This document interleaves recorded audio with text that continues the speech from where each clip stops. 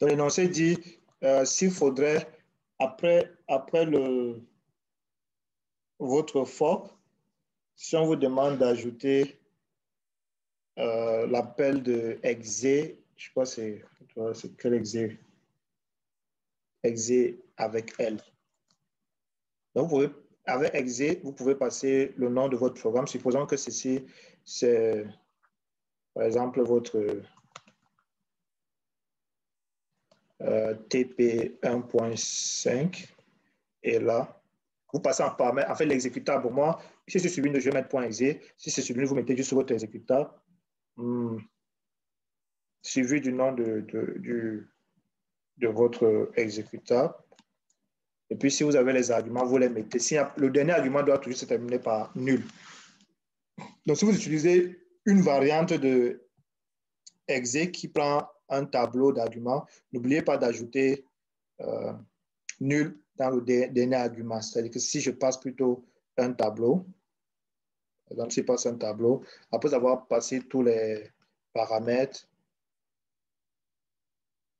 okay, je dois ajouter un nul à la fin.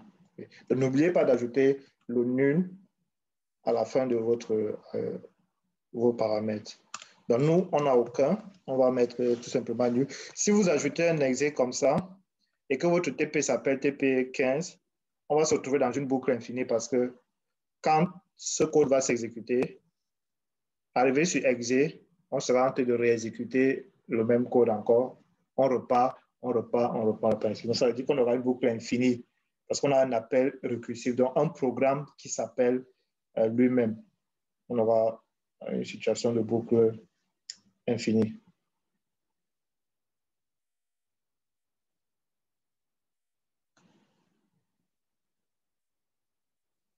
Okay.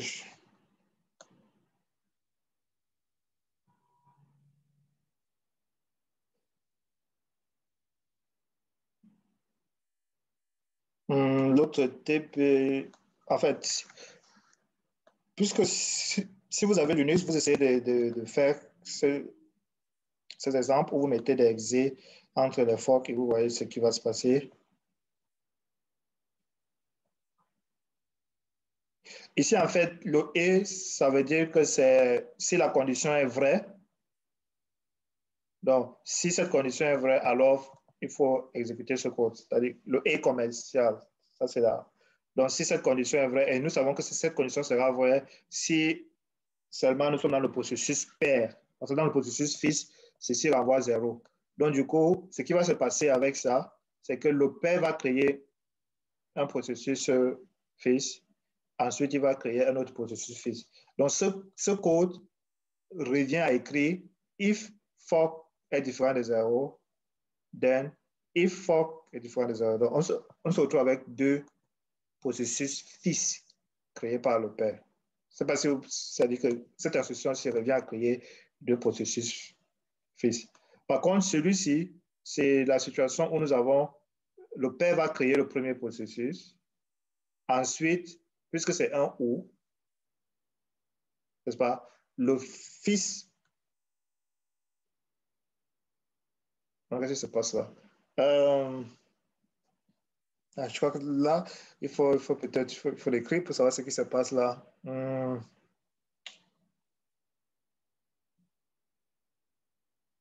prix commercial, c'est-à-dire la condition si sera. Et ça se retrouve avec.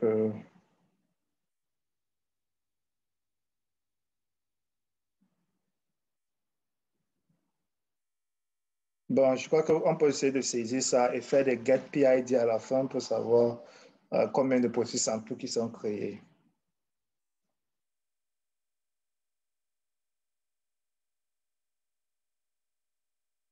Mais bon, d'après mon intuition, c'est que ici, puisque le est commercial, le fils ne va pas passer puisqu'il va renvoyer 0.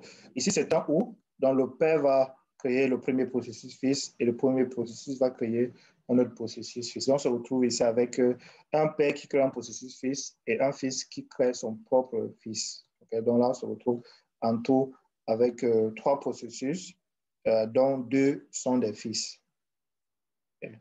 Bref, c'est cette situation-là. Donc, s'il faut modéliser, s'il faut représenter ça, puisque la question c'est de dessiner l'arbre généalogique d'exécution.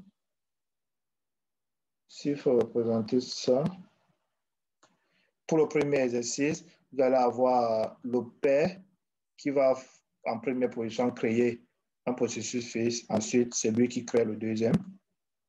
OK? Dans le deuxième cas-ci, vous avez le père qui va créer un processus. Ensuite, qui lui-même va créer un deuxième processus. OK?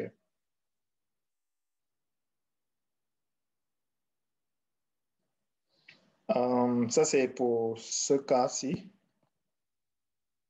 Ça, c'est pour ce cas-ci. Le deuxième cas dit, le troisième cas, j'espère que tout le monde voit mon écran et ce que je dessine sur cet écran-là. Monsieur. Du coup, vous pouvez prendre note parce qu'il n'y aura pas. Le dernier dit fork, dont le père va créer un processus fils. Regardez que ici, c'est la même situation comme le précédent. Donc, nous aurons un père qui crée son fils et qui crée son fils. Donc, un père qui va créer deux fils, puisqu'on aura ces deux conditions-ci, qui ne sont vraies que pour le cas du père, puisque c'est un et. Et seul le père vous renvoie différent des zéros dans le cas de fork. Donc, quand le père va faire ce deux forks-ci, en fait, le père finit d'exécuter ce fork et ensuite, il est le seul à entrer dans ce deuxième fork-ci. Est-ce que vous voyez bien? Donc, nous allons avoir le père qui va créer ce premier fork, c'est-à-dire que c'est cette partie-ci. Même que je vais essayer de...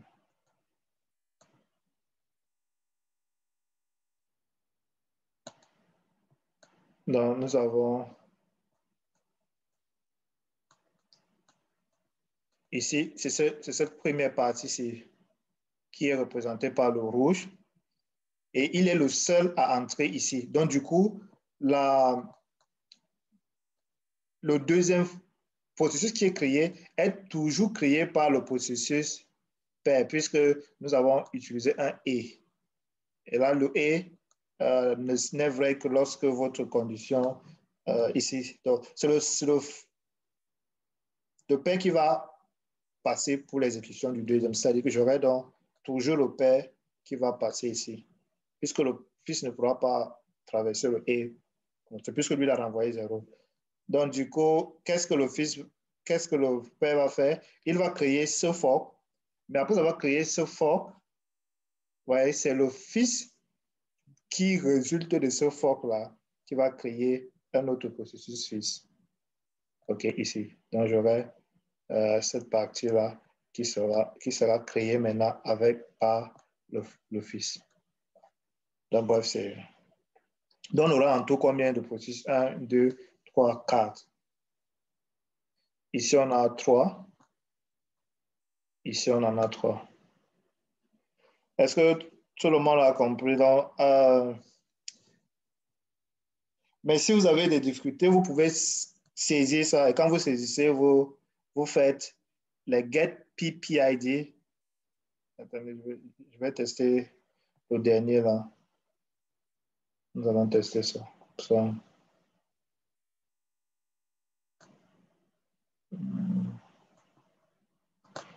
Essayons de tester le dernier là.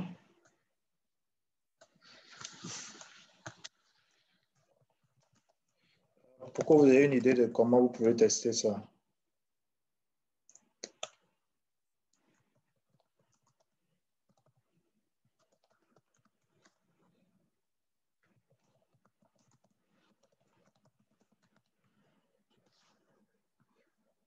J'ai partagé mon notepad. Si vous ne voyez pas, vous me faites signe.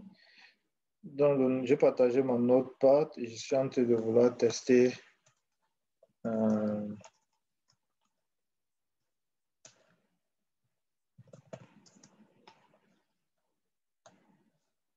le dernier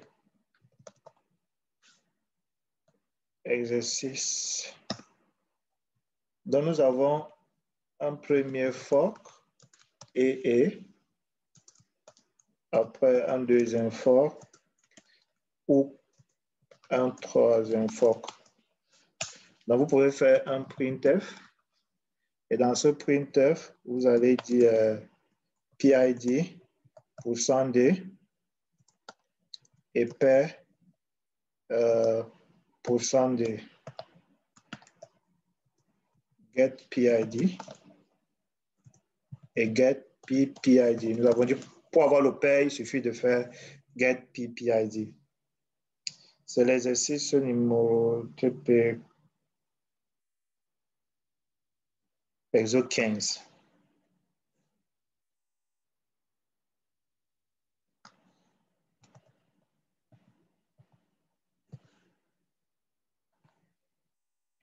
Je ne sais pas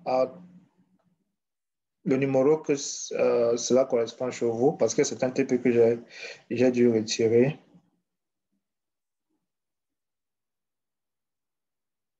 Donc, du coup, j'enregistre ça sur le nom EXO 15. Bon, nous allons compiler pour voir effectivement s'il y en a s'il y a 4 processus qui sont créés et quel est l'arbre de JCC EXO 15 moins O EXO 15. Ok, compilation.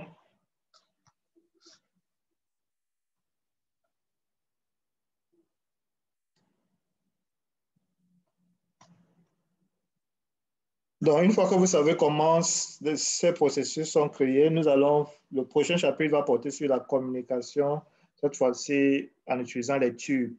Et c'est là où on pourra implémenter des échanges beaucoup plus avancés.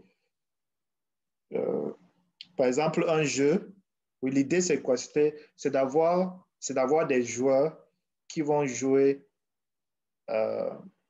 entre eux. Et le cœur du jeu est géré par un processus qui est considéré comme le processus serveur. Ce processus serveur est chargé de répondre aux réponses, est chargé de répondre à plusieurs joueurs. Donc, bref, ce qui se passe, peut-être l'exemple que vous pouvez,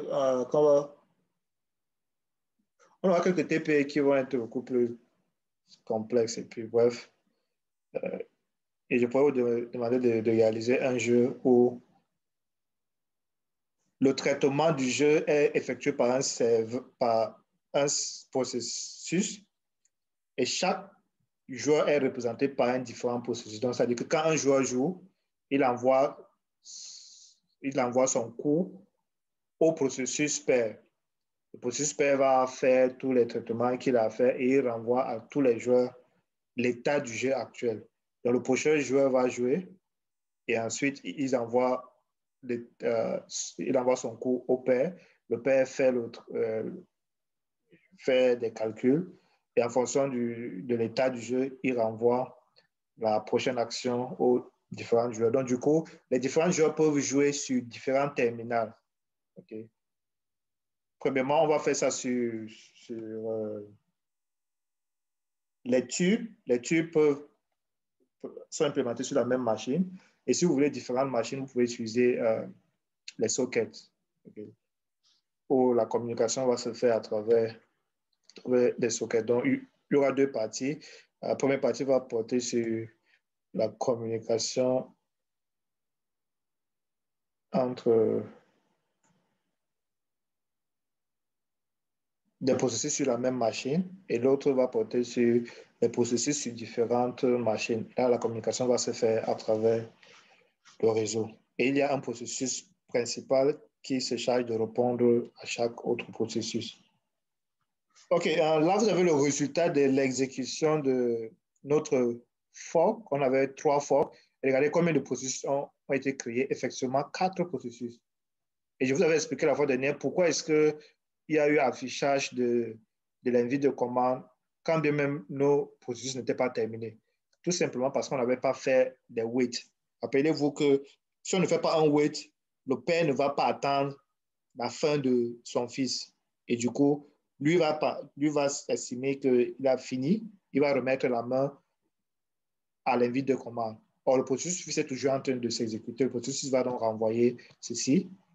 On a en tout presque, je crois, il y a les processus zombies, puisque aucun des résultats n'a été renvoyé. Je vais voir.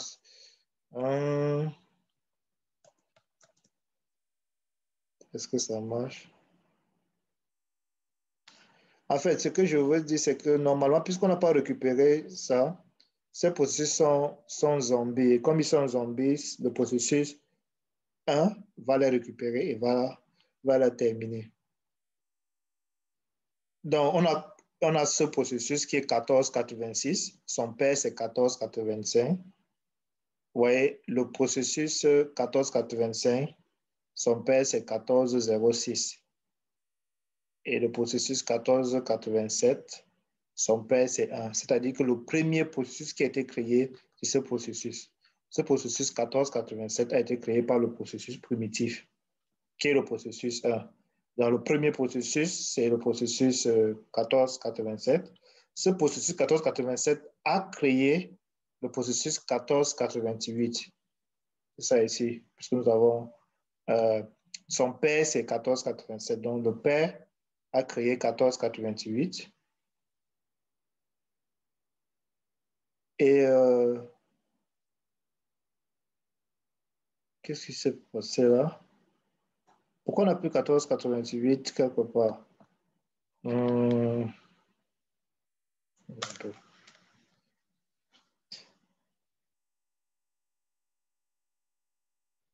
Ok, ici c'est le père 1494. 1494. Là, je ne sais pas, normalement, on devait. On a effectivement 4 processus, mais je ne sais pas pourquoi est-ce qu'il y a eu comme un détachement là. Il y a eu comme un détachement parce que là.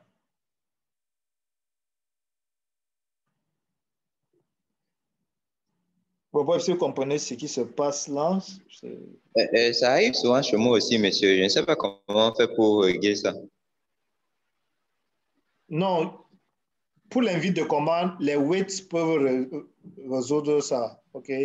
Pour l'invite de commande, les waits. Mais moi, mon problème, c'est que normalement, on devait avoir une suite pour dire que 1485 a peut-être créé tel processus.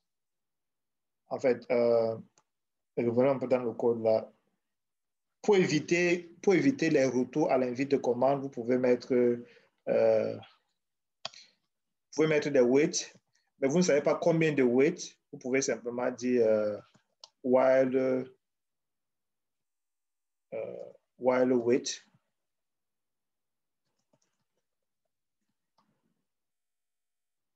Est différent de. Je crois que c'est. Si on avait while wait, je crois que ça doit renvoyer. Cherchons en lien à qu'est-ce que avoir wait. Donc, while wait va dire tant qu'il y a encore le processus qu'il faut, ça va continuer à tourner jusqu'à ce que tous les processus soient renvoyés. On pouvait écrire 4 fois l'instruction wait. Mais bon, si on ne connaît pas combien au départ, on peut utiliser une boucle qui sera en quelque sorte une boucle infinie. En fait, une boucle qui sera vraie tant qu'il y a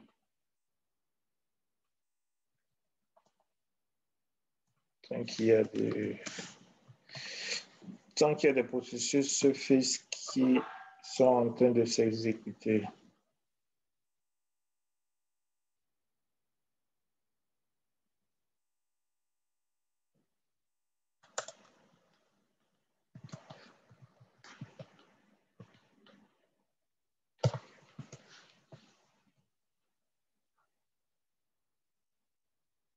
Donc là, j'ai mis les waits et puis je suis allé exécuter.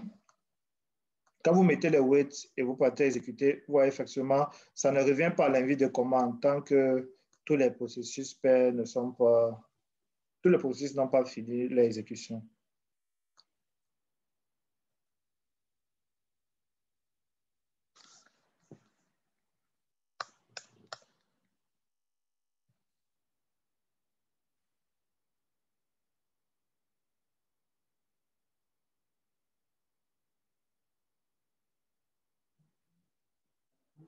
Bon, il nous reste 8 minutes. Qu'est-ce qu'on peut faire de plus sur le TP là? Donc, les chemins, ça veut dire que si on vous donne des formes comme ça, vous devez être en mesure de dessiner l'arbre généalogique.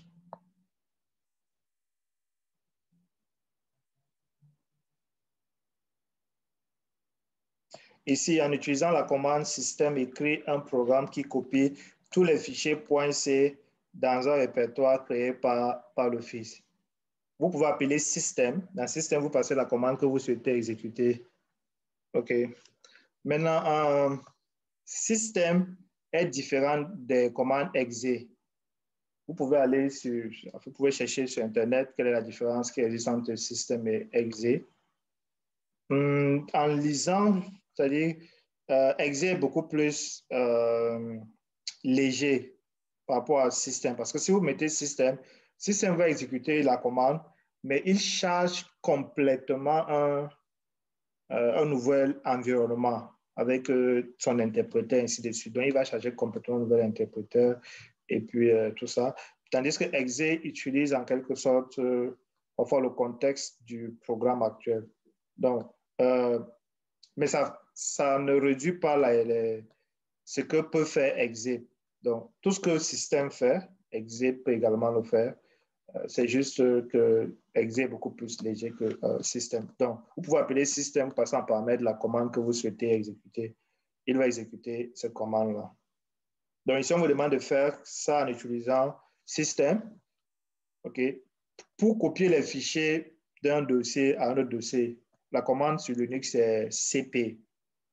Donc, je peux mettre cp et puis je précise ce que je souhaite copier.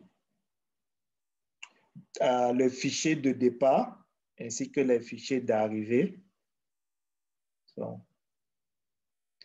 En fait, le dossier de départ et le dossier d'arrivée. Et vous mettez, si je dis tous les fichiers C, il suffit simplement de mettre étoile.c.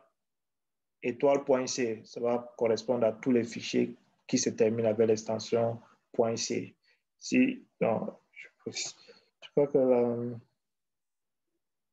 bon, ça c'est beaucoup plus. S'il faut faire ça, c'est juste quelques lignes de code. Donc, c'est pas compliqué. Vous faites système et vous passez en paramètre la commande que vous souhaitez exécuter. Donc, je copie tous mes fichiers .c. Donc, quand je fais étoile.c, je précise peut-être un répertoire, un dossier. OK. Mais bon, vous pouvez exécuter d'abord une commande qui permet de créer le dossier.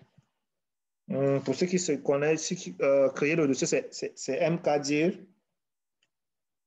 Bref, c'est ce qu'il faut juste réaliser. Maintenant, si le dossier existe, s'il n'existe pas, vous pouvez faire un mkdir avant ça. Je vais vérifier si le mkdir dossier. OK, ouais, c'est vrai, c'est mkdir. Voilà.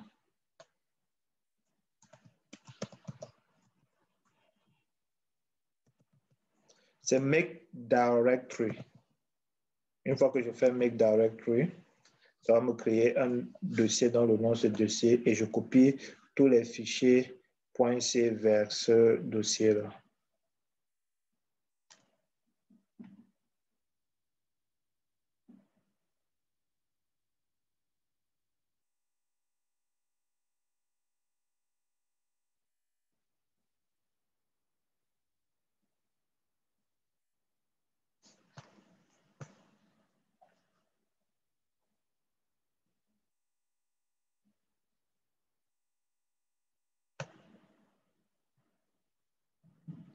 On vous demande en utilisant la primitive, écrire un programme qui affiche le contenu du répertoire courant.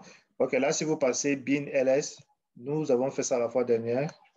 Quand on présentait les variantes de exe, on avait appelé exe en passant par paramètre bin ls et ça va afficher le contenu. On avait même passé ps-aux pour afficher les différents processus. Okay. Je ne vais pas reprendre cela. Ici, dans la question numéro 3, il faut créer un processus fils et dans ce processus fils, vous appelez exe. Je vais dire if fork. Si fork est différent de 0, alors j'appelle exe ou bien j'appelle système. Donc, l'exercice 1.8 n'est pas compris.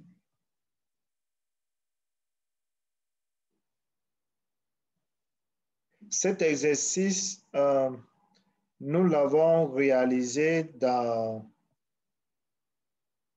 Linux, mais lors de la compilation, il y avait un petit souci. J'avais résolu ce souci après le cours. J'avais résolu ce souci après le cours. Mais bref, ce qu'il fallait faire, c'est l'envoi du signal. Quand vous faites un contrôle, c'est le signal que vous envoyez, c'est sync in. Et vous capturez ce signal avec un gestionnaire de signal que vous mettez dans le processus pair. Donc, pour ceux qui avaient vu la vidéo, pour ceux qui étaient là dans le cours,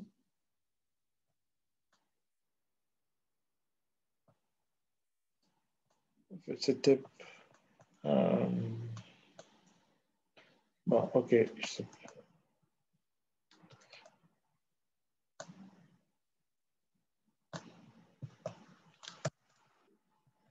Donc, il y a, pour la capture des signaux, vous allez d'abord installer votre gestionnaire de signal en mettant signal et vous précisez quel est le signal que vous souhaitez capturer et vous mettez le gestionnaire qui va s'exécuter lorsque ce signal-là va se produire. Le gestionnaire n'est autre chose qu'une fonction qui prend en paramètre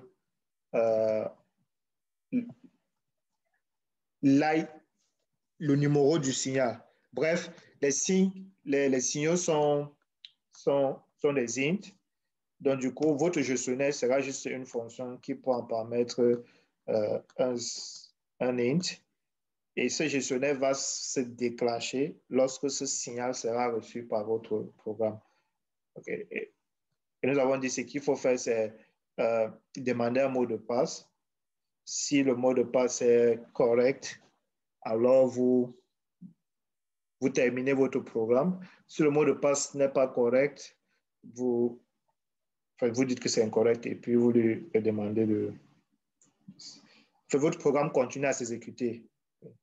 Donc, on terminera un programme uniquement lorsque le code... Si vous jetez un coup d'œil sur ce... C'était... Appeler ça... On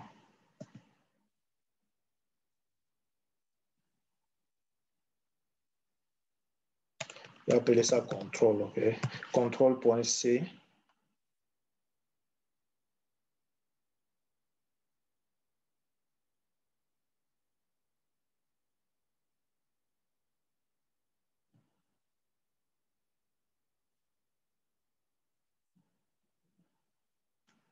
En fait, je voulais terminer le TP là aujourd'hui, c'est pourquoi vous allez... Ça, c'est le signal. Si ce signal se produit, exécute ce code. Qu'est-ce que ce code fait? Ce code demande d'entrer un mot de passe.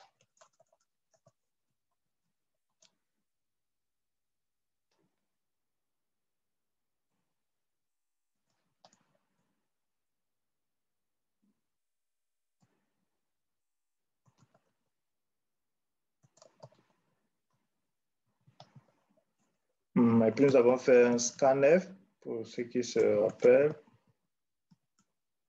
MDP Et il fallait créer le mot de passe, le vrai mot de passe. Et nous avons juste dit le mot de passe au départ, on va l'initialiser à SE comme système d'exploitation. Une fois qu'il a saisi, nous avons dit qu'on utilise strcmp parce que pour comparer les chaînes de caractères, vous n'allez pas utiliser l'égalité, puisque les chaînes de caractères sont des pointeurs des caractères. Du coup, on ne compare pas deux pointeurs avec l'égalité. On va utiliser strcmp.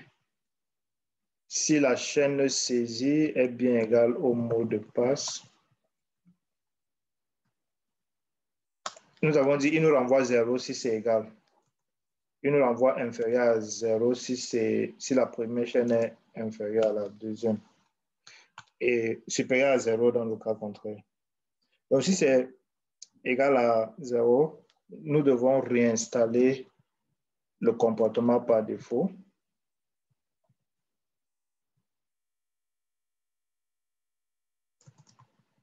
C'était DFL, je crois, pour default.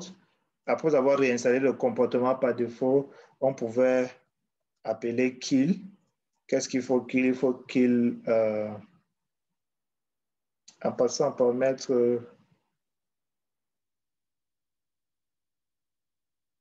en fait le nom du signal qu'il faut passer.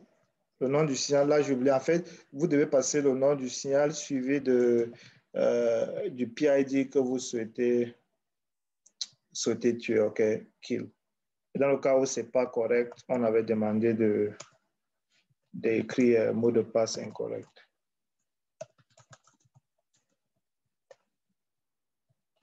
C'est un peu ça le prototype, au moins du code. Pour que votre programme ne puisse pas se terminer, vous pouvez ajouter une boucle infinie ici.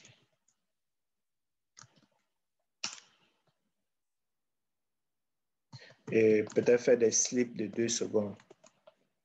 Votre boucle va dormir pendant 2 secondes et puis afficher le message exécution en cours.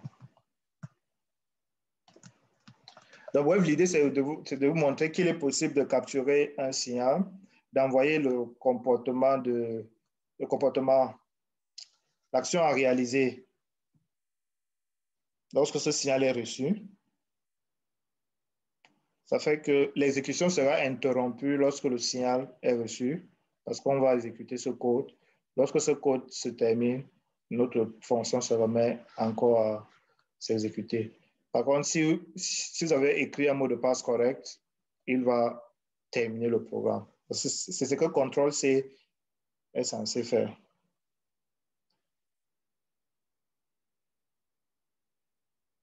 Donc, nous allons nous arrêter là. OK, nous allons nous arrêter là.